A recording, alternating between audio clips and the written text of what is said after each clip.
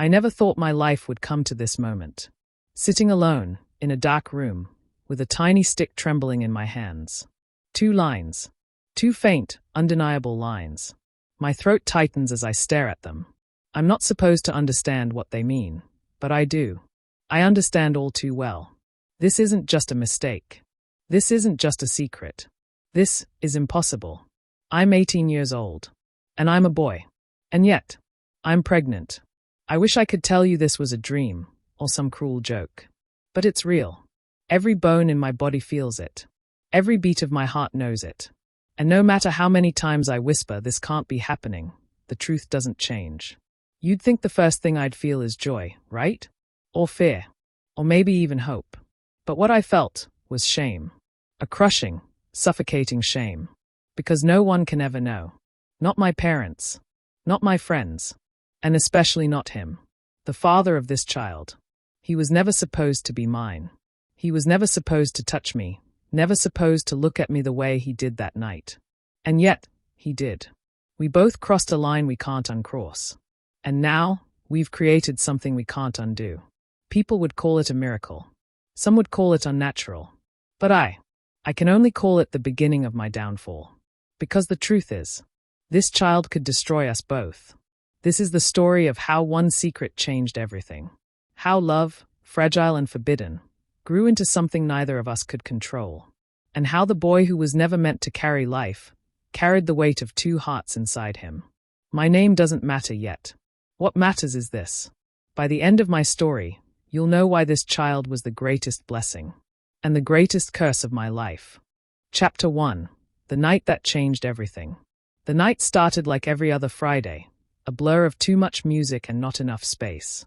I was at Liam's party, just like 100 parties before, trying to disappear into the crowd while my best friend, Marcus, dragged me toward the dance floor. But my eyes, as always, found him. Adrian. He was standing by the speaker, a small, knowing smile on his face as he watched the chaos. Adrian wasn't just a person, he was a force of nature. An enigma wrapped in a leather jacket that was just a little too big for his frame. I'd spent 2 years trying to convince myself I wasn't interested, that he was just a friend of a friend, but the lie felt heavier with every glance. His dark hair was a mess, falling over eyes that always seemed to see right through me, and his shoulders were tense with an energy that felt ready to snap. We had a history, a shared class, a few laughs in the hallway, moments where our hands brushed and the air crackled with something unspoken. It was a secret language only we understood, a constant push and pull that drove me insane. But tonight, there was a different kind of tension in the air. The usual playful banter was gone, replaced by a charged silence that felt more intimate than any conversation. I knew something was different, but I couldn't put my finger on it. The moment he saw me, his smile faded, replaced by that intense look that always made my heart do a little somersault. He pushed off the wall and moved through the crowd with a purpose that made my stomach churn.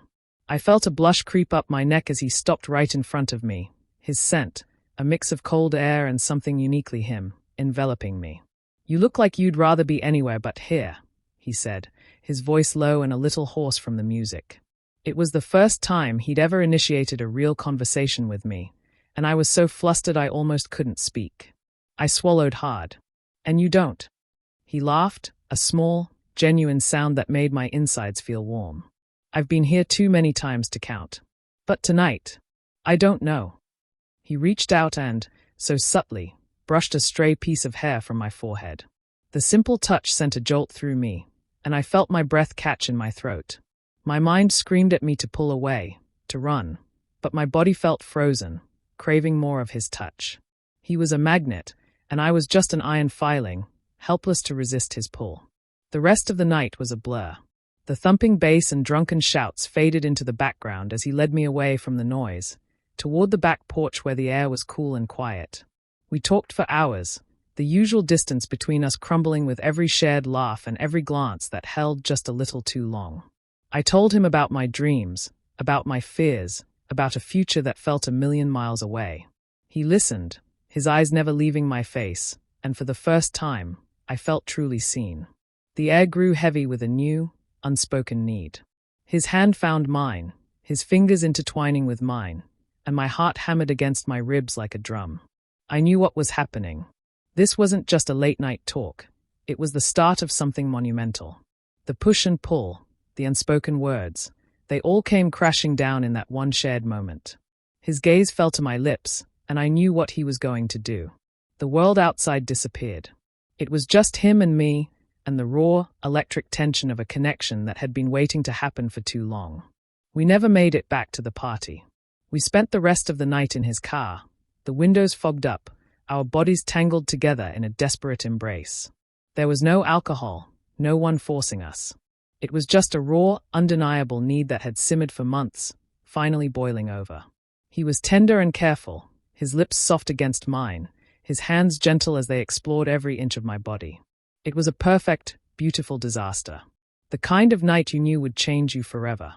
When morning came, the magic was gone. The cold, harsh light of dawn streamed into the car, and the reality of what we had done hit me like a ton of bricks. We pulled apart, and the air filled with an awkward silence that was a stark contrast to the passionate noises of the night. He wouldn't look at me. His eyes were fixed on the dashboard, his jaw tight. My heart sank. The fear of being a one-night mistake, of having been nothing more than a momentary conquest, was a bitter pill to swallow. I wanted to ask him what this meant, but I couldn't find the words. The quiet tension felt thicker than the passion we had shared just hours before. Last night, it was a mistake, he finally said, his voice flat and empty. The words, cold and sharp, felt like a physical blow. He wasn't even looking at me when he said it. He was a stranger again. The kind boy who had listened to my dreams was gone, replaced by a ghost of a man who looked like he regretted every second of the night. I felt a tear sting my eye, but I refused to let it fall. I nodded, a silent acknowledgement of the pain. Right, I whispered, my voice thick with a heartache I didn't know I could feel. I fumbled for the car door handle, desperate to get away before he could see how much his words had broken me. The last thing I saw was his reflection in the car window, his face still and distant, a wall of indifference between us. The memory of our shared night was already fading into a painful illusion. I walked home alone, the cold morning air mirroring the emptiness in my chest. That was 6 months ago. The ache in my heart had subsided, but it never truly went away. I threw myself into school, into work, into anything to distract myself from the phantom touch of his hands and the ghost of his lies. I tried to forget him, but it was impossible. He was a constant presence in my life, in my school, in my town. And every time I saw him, my heart would do a little somersault, and then a little drop. But the real shock came this morning. The nausea had been a constant companion for weeks, a persistent, uncomfortable presence I tried to ignore. I had convinced myself it was just stress, just the usual anxiety about my future. But a quick trip to the doctor for a checkup had given me the truth. A truth so monumental, so impossible, it made my head spin. I was pregnant. A boy, a future I had never dreamed of, was growing inside me. The shock was a physical thing, a cold, empty feeling that took my breath away. My mind raced, trying to make sense of the impossible. I had been so careful, so safe. But a small voice, a memory of a stolen night in a car, whispered the truth. The father of my child was the last person I was supposed to fall for. He was the one who had abandoned me. Chapter 2: Secrets in Plain Sight. My life became a performance. Every morning, I would wake up to the same wave of nausea, a constant, physical reminder of the secret I carried. I'd stand in front of the mirror, rehearsing a smile that didn't reach my eyes, a laugh that felt foreign in my throat. I had to be normal. I had to hide it. I had to pretend that my world hadn't been turned upside down. The shock of the doctor's visit hadn't faded. It had just settled into a deep, cold fear. I was a teenager, and I was going to be a father. It was easy to act normal at home. My parents were busy, caught up in their own lives, and my siblings were too engrossed in their own teenage dramas to notice anything was wrong. But school was a different story.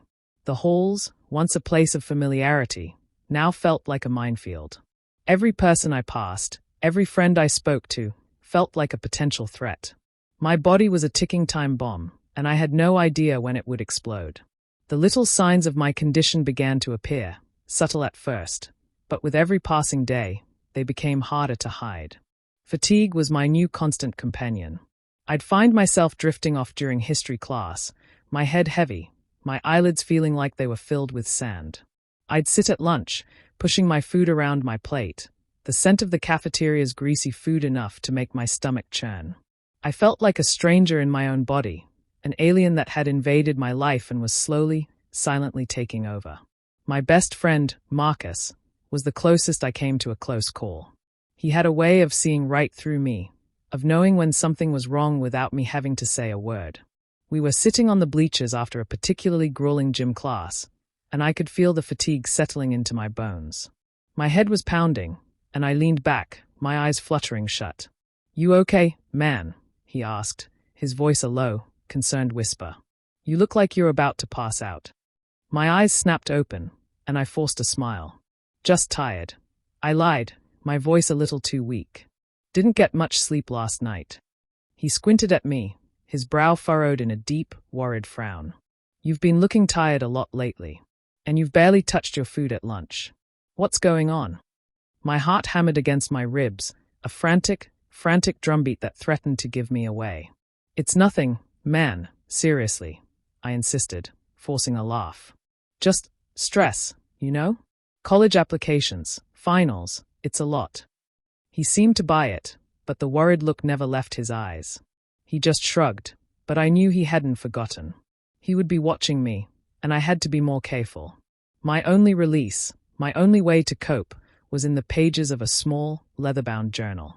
It was a gift from my grandma, a place where I could pour out the feelings I couldn't share with anyone. The journal became my confidant, my silent partner in this impossible journey. I wrote about the morning sickness, the fatigue, the constant fear. I wrote about the dreams I had, dreams of a future that felt a million miles away. And I wrote about him, Adrian, the boy who had abandoned me, the boy who was the father of my child. I wrote about the anger, the heartache, the lingering confusion. I wrote about the way my heart still did a little somersault every time I saw him in the hallway, the way my body still reacted to his presence even when my mind screamed at me to forget him.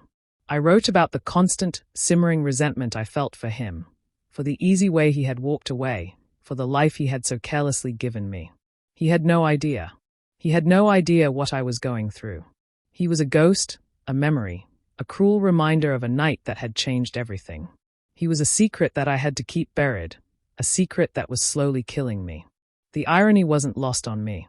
He had walked away to protect himself, and I was the one left to deal with the consequences. I was a walking secret, a lie in plain sight. I had to hide this from my family, my friends, my entire world. It was a lonely, suffocating existence, a constant game of pretending to be okay when I was falling apart. But every time I put pen to paper, the weight of the secret felt a little lighter. The words were a lifeline, a way to keep my head above water. I would read back the pages, looking for a way out, a solution to a problem that seemed to have no answer. But all I found was more questions. What was I going to do? How could I hide this? What did my future hold? And what would happen when the secret finally, inevitably, came out? Hi everyone. This is my first time trying short episodic stories. So if you do find this interesting and you want to see the continuation of the story, or you want to see other stories, or you have any thoughts whatsoever, I would be looking forward to seeing them in the comments. Thank you. Don't forget to like and subscribe.